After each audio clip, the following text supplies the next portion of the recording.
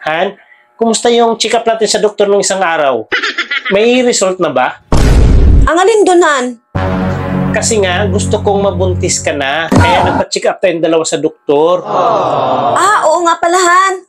Kakukuha ko lang ng result kanina. At ang sabi ng doktor, 2 yung result. Sa'yo at saka sa akin. Hindi ko pa nabasahan eh. Ha? Sigurado ka, Han? Buksan mo na. Excited na akong makita. Han, kung ano yung result. Sandali lang, Han. Nandito eh.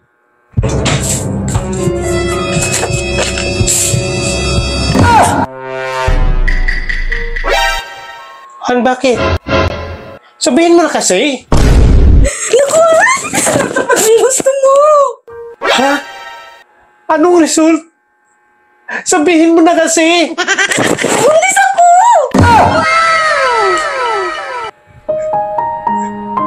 Salamat, natupad na talaga yung pangarap ko. Ano yung result? Han, bakit?